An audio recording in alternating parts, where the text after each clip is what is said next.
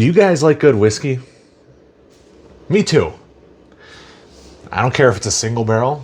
I don't care if it's a single malt. I honestly, I don't really care what it is, as long as it's a whiskey and it tastes good. And if it's interesting, that's just a bonus factor for me. You know, I know there's a lot of those whiskey snobs out there. I've even been accused of being one myself that think, oh, if it's not a single barrel, if it's not from a legacy distillery, or, you know, those hoity-toity Scotch people from the other side of the pond, oh, if it's not a single malt, yeah, okay, don't care. I think some of the truest expressions, some of the best expressions of whiskey that I have personally seen out in the market in the last couple of years are coming from people who are doing blends. And we're going to talk about not just a bottle, but a distillery today that I think is doing some really, really cool blending, some really good sourcing, and maybe a little bit of experimentation. So let's roll that intro.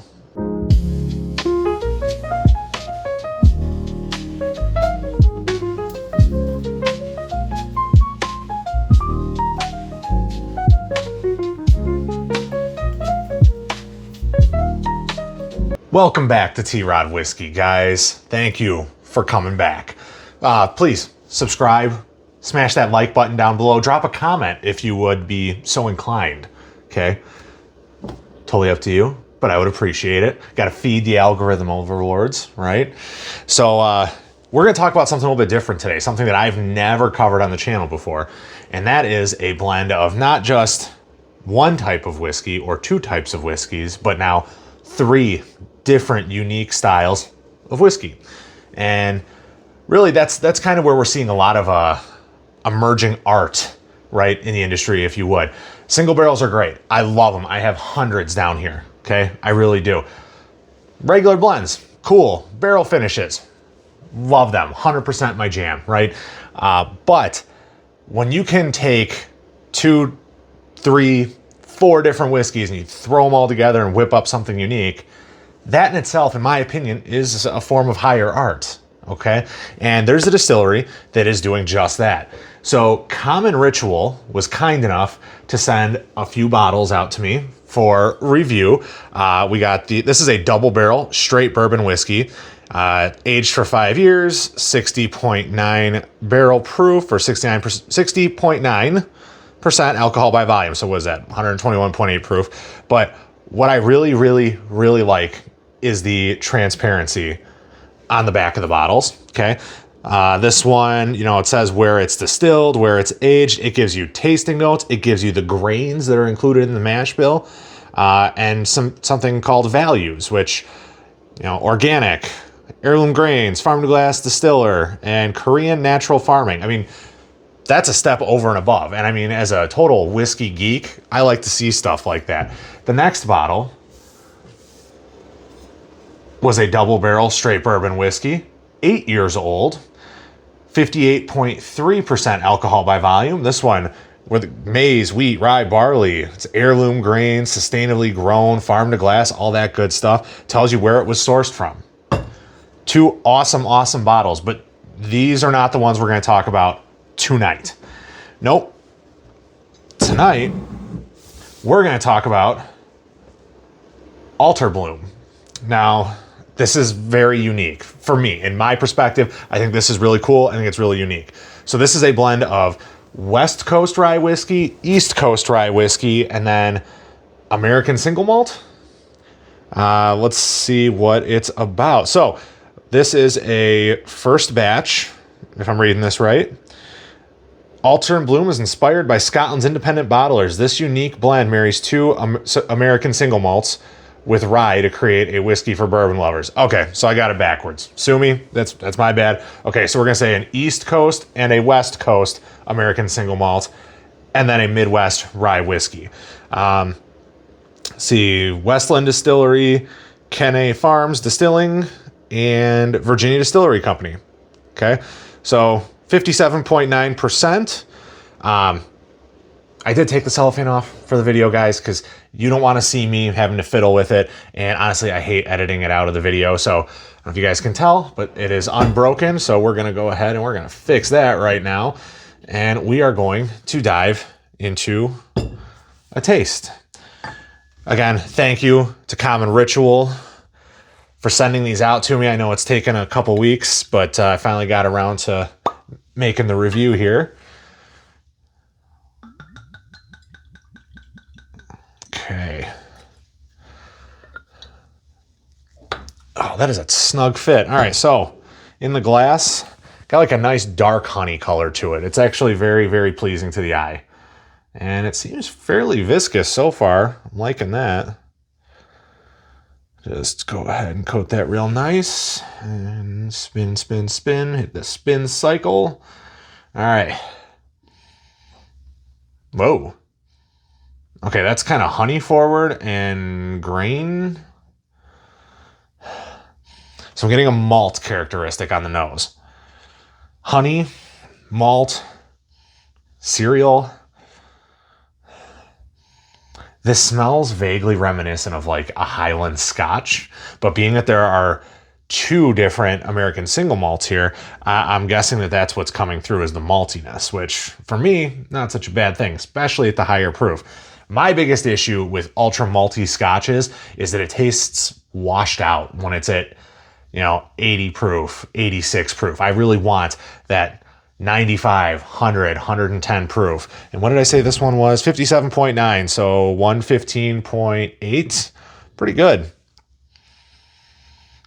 Okay, some oak. A little bit of an anise. A little bit of a licorice-y kind of note. Okay. Well, I guess we're going to go in for a sip, guys. Cheers.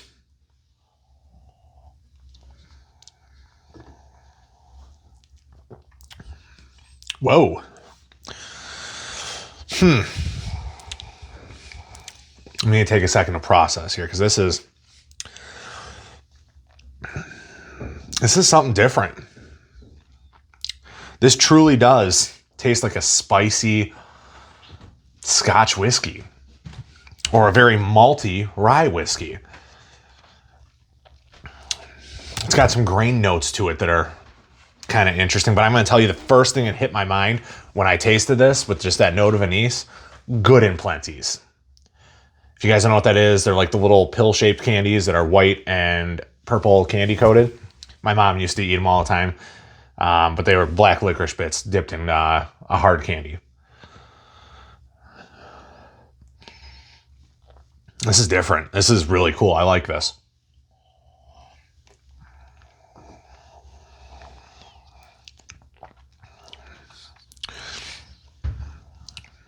A little earthy in the right ways, not the bad ways. I know I've used that to describe some negative attributes before on the channel. Earthy in a good way. Some earthy vibes. A little herbal. I'm trying to pick out which parts of the spice cabinet this thing is attacking, because there's definitely, you're getting that rye spice like on the sides of the palate, getting on the back of the tongue a little bit. But the finish is all malt. It's like a honeyed malt. A little bit of oak in there, but it's not overwhelming at all. There's a little bit of like a stewed fruit that's kind of coming through.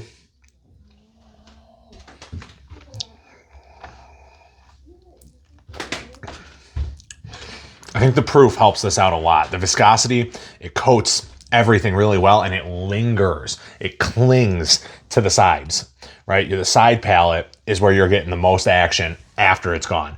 Normally the finish might be on the back end of your palate, but it's just the sides of my tongue are just on fire with flavor right now. Rye spice, rye bread, honestly, with that malty, grainy note, rye bread, like fresh, warm rye bread. And the center palate is Good and Plenty's. That anise note, that candy note, that little bit of candy sweetness that I think is coming through from the barrel oak. And then the finish is just little anise and vanilla. I feel like this is one that I'm going to have to dive into quite a bit. Yeah, this is...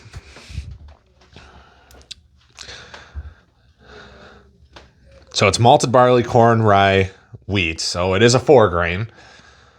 It's saying notes of plum, dark chocolate, black pepper, maple syrup.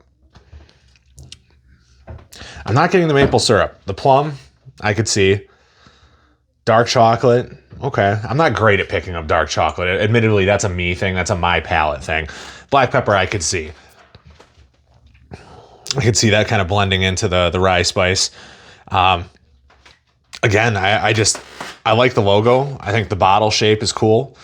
I don't know too many brands that are doing, the straight cylinder bottle style, which is, it's going to make you stand out on the shelf. I like the labels. Each one of these that I presented has a little bit of a different color scheme going on, but this is solid.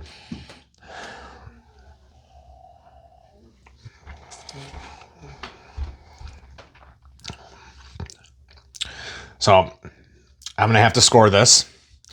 I feel kind of bad about that because I feel like I know what number I'm going to throw at it, but I feel like I need more time to get into it to really explore this, because this is not necessarily going to be everybody's jam. I would say this is probably a solid 7, maybe a 7.1.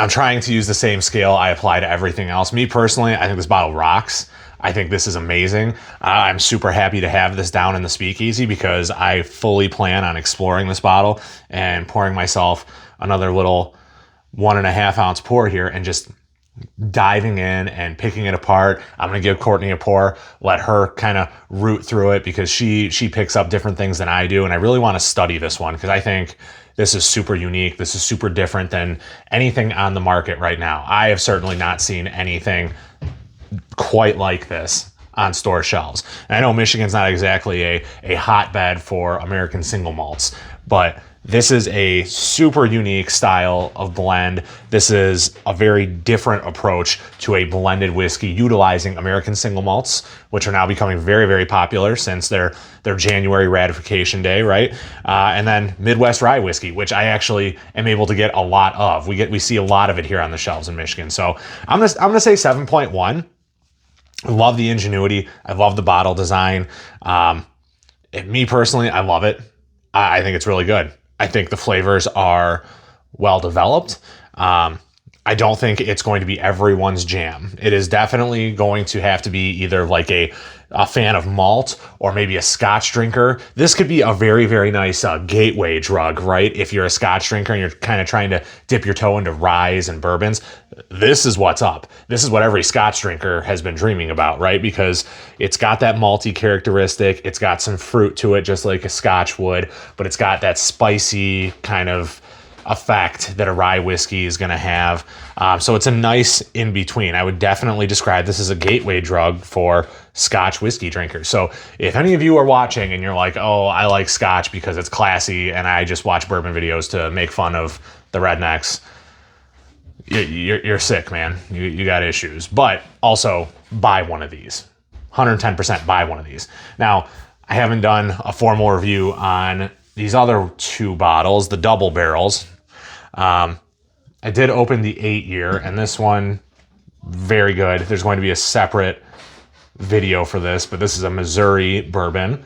Doesn't say exactly where, but very good.